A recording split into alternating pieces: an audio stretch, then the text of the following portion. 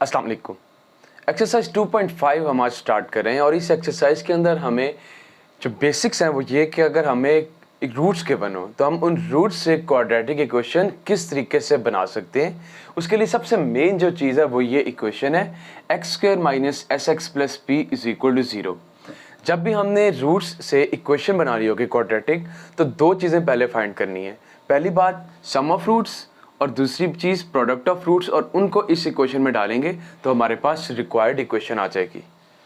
हमारे पास question number 1 में इसी तरह की एग्जांपल्स हैं। हमारे पास पार्ट नंबर 1 है जिसमें 1 और 5 दो रूट्स मौजूद हैं और इस क्वेश्चन में हमें कहा गया है कि write the quadratic equations having following roots.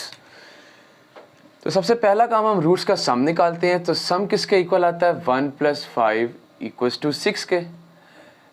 इसी तरह अगर हम निकालते हैं प्रोडक्ट तो प्रोडक्ट आता है 1 × 5, वो 5 के इक्वल आता है।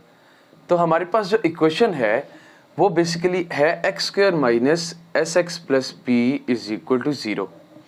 सम की जगह 6 लगेगा, एस की जगह x square minus 6x plus P product की जगह 5 लगेगा इज इक्वल टू 0। ये हमारी रिक्वायर्ड इक्वेशन आ गई। इसी तरह के बाकी पार्ट्स भी बिल्कुल सिंपल है। इसमें भी हम देखते हैं सम क्या आता है 4 + 9 यानी कि 13, और जब हम प्रोडक्ट कहते हैं तो वो आता है 4 × 9 36। तो हमारे पास इक्वेशन बनती है x square minus S x plus P is equal to 0, यानी एक्स स्क्वायर माइनस एस की जगह सम 13x प्लस प्रोडक्ट पी की जगह 36 इज इक्वल टू 0। ये सिंपल सा तरीका है जिसके ज़रिए हमारे पास रूट्स मौजूद हों तो उससे इक्वेशन निकल सकती है। इस क्वेश्चन के नेक्स्ट 2 पार्ट्स भी बिल्कुल आसान है। हमारे पास -2 और 3 रूट्स दी हुई हैं, उनका सम आता है 1 और प्रोडक्ट आता है -6।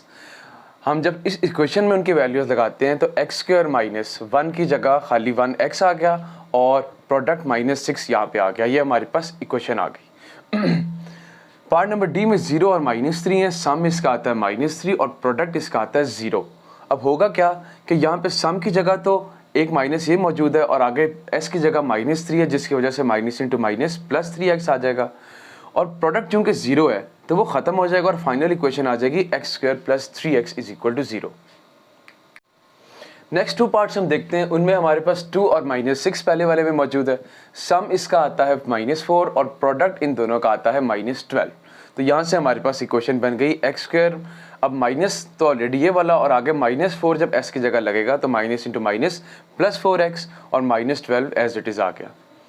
एफ पार्ट में -1 और -7 मौजूद हैं। जब हम इनका सम निकालेंगे -8 और प्रोडक्ट 8 आया, वही चीज़ें यहाँ पे लगाई, x square plus 8x plus 8 is equal to 0। हमारे पास इसकी फाइनल इक्वेशन आ गई। नेक्स्ट 2 पार्ट्स देखते हैं हम। इनमें हमारे पास कॉम्प्लेक्स नंबर्स में आ रहा है। एक रूट आ रही है 1 + आयोटा और दूसरी आ रही है 1 - आयोटा। जब हम इसका सम लेते हैं तो सम इसका आएगा 1 + आयोटा प्लस 1 - आयोटा। अब प्लस आयोटा और माइनस आयोटा कट जाएंगे, सम आ जाएगा 2।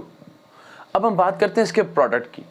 जब हम इसका प्रोडक्ट लेंगे तो प्रोडक्ट आएगा 1 + आयोटा इंटू 1 - आयोटा। अब देखिए यहाँ पे बजाय इसके कि इनको बारी बारी मल्टीप्लाई करें, फॉर्मूला लगाएं जिसमें हमारे पास दो एक जैसी टर्म्स में एक दफ़ा प्लस दरमियान में और एक दफ़ा माइनस आ रहा है। a + b into a - b हमारे पास आएगा a² - b² की जगह 1² - आयोटा का स्क्वायर।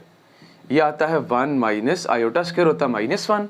तो यहाँ पे आएगा 1 + 1 = 2। तो यहाँ से हमारे पास इक्वेशन बनती है x square minus S x plus P is equal to 0 में s की जगह लगेगा 2। ये हमारे पास आएगा एक्स स्क्वायर माइनस 2x और प्रोडक्ट भी 2 है तो वहाँ पे भी 2 लग गया इज इक्वल टू 0 आ गया। अब इस पार्ट पर आते हैं। इसमें सम क्या है 3 + √2 प्लस 3 - √2। ये दोनों आपस में कट जाते हैं, 3 + 3 सम आता है 6। अब आते हैं प्रोडक्ट की तरफ। तो प्रोडक्ट होता है 3 + √2 इंटू 3 - √2। अब यहाँ पे भी इसी पार्ट की तरह a + b into a - b का फॉर्मूला लगेगा, जिसमें हमारे पास आएगा 3 का स्क्वायर माइनस √2 का स्क्वायर। यहाँ पे स्क्वायर रूट कट जाता है, 3 का स्क्वायर 9 - 2 = 7 आ गया। अब यहाँ से इक्वेशन क्या बनेगी इक्वेशन बनती है x square minus S x plus P is equal to 0। Sum की जगह लगा 6, x square minus 6x plus P की जगह लगा 7 इज इक्वल टू 0। और ये हमारे क्वेश्चन नंबर 1 के तमाम पार्ट्स हो गए हैं। क्वेश्चन नंबर 2 अब हम स्टार्ट करें और इस क्वेश्चन में हमें कहा गया है कि if alpha beta are roots of equation, ये इक्वेशन गिवन है, form equation whose roots are. आगे हमारे पास डिफरेंट पार्ट्स हैं इस क्वेश्चन के, लेकिन उन पार्ट्स को करने से पहले वही बात जो मैंने पिछली वीडियोस में, पिछली एक्सरसाइजेस में भी कहता रहा हूँ कि जब भी इस किस्म के अल्फा बीटा वाले क्वेश्चन आपके पास इक्वेशन आए तो सबसे पहला काम आप लोगों ने ये करना है कि उसमें इक्वेशन की रूट्स का सम और प्रोडक्ट निकाल लेना है। सबसे पहले इसमें इक्वेशंस का सम अल्फा प्लस बीटा आएगा, उसका फॉर्मूला है माइनस बी ओवर ए, बी की जगह है -3, तो वो होगा माइनस इंटू -3/1, यानी अल्फा प्लस बीटा आ जाएगा 3।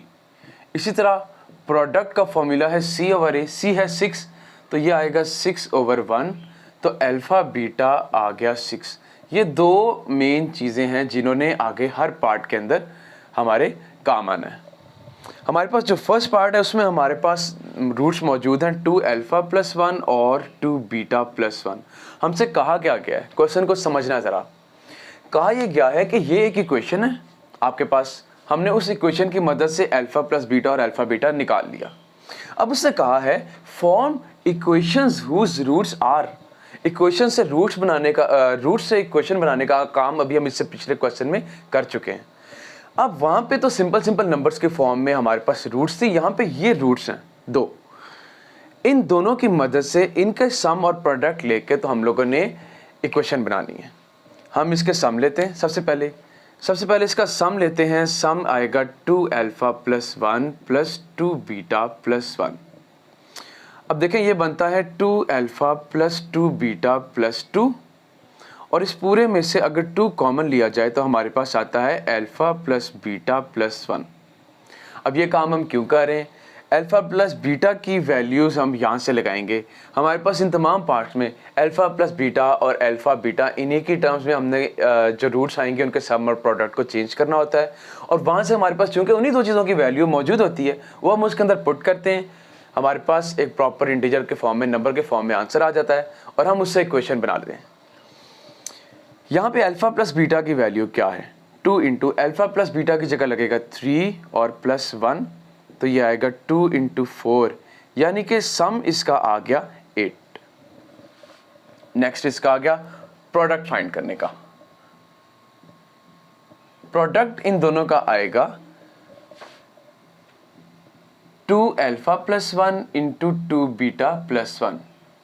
जब हम इनको मल्टीप्लाई करते हैं, जब 2 अल्फा 2 बीटा से मल्टीप्लाई होगा तो आएगा 4 अल्फा बीटा, जब 2 अल्फा 1 से मल्टीप्लाई होगा तो 2 अल्फा। इसी तरह जब 1 2 बीटा से मल्टीप्लाई होगा तो प्लस 2 बीटा, और जब 1 1 से मल्टीप्लाई होगा तो प्लस 1। अब यहाँ पे 4 अल्फा बीटा अपनी जगह पर, और इन दोनों में से 2 अगर हम कॉमन लें तो ये आता है alpha plus beta plus 1 as it is. अब यहाँ पे अल्फा बीटा और अल्फा प्लस बीटा की वैल्यूज़ लगाएंगे। अल्फा बीटा की वैल्यू है 6, तो यहाँ पे 4 के साथ जब 6 मल्टीप्लाई होगा और 2 के बाद अल्फा प्लस बीटा की वैल्यू 3 यहाँ लगेगी प्लस 1, तो ये आता है 6 4 आर 24 प्लस 2 3 आर 6 प्लस 1, तो इसका आंसर आया 31। ये क्या आया, प्रोडक्ट। ये सम और प्रोडक्ट किसके आए, ये जो 2 रूट्स गिवन थी, और हमने इन्हीं 2 रूट्स की मदद से अब बनानी है इक्वेशन। तो हमारे पास इक्वेशन बनाने के लिए क्या यूज़ होती है, x square minus S x plus P is equal to 0, ये मेन इक्वेशन है। तो एक्स स्क्वायर माइनस सम की जगह क्या लगेगा 8, तो इधर आएगा 8x प्लस पी की जगह 31 इज इक्वल टू 0। ये मेथड है हमारे पास रूट्स से एक क्वाड्रेटिक इक्वेशन बनाने का। ये हमारे पास फर्स्ट पार्ट का फाइनल आंसर है। इसके सेकंड पार्ट में हमारे पास जो रूट्स मौजूद हैं वो अल्फा स्क्वायर और बीटा स्क्वायर है। जब हम इनका सम फाइंड करेंगे तो सम आएगा alpha square plus beta square, और हमें पता है कि जब भी हम इस पूरे चैप्टर में एक चीज़ पहले भी कर चुके हैं, एक ज़हन में पक्की बात बिठा लें कि जब भी alpha square plus beta square आएगा तो उसके अंदर हम ऐड करते हैं 2 अल्फा बीटा और सब्ट्रैक्ट भी करते हैं।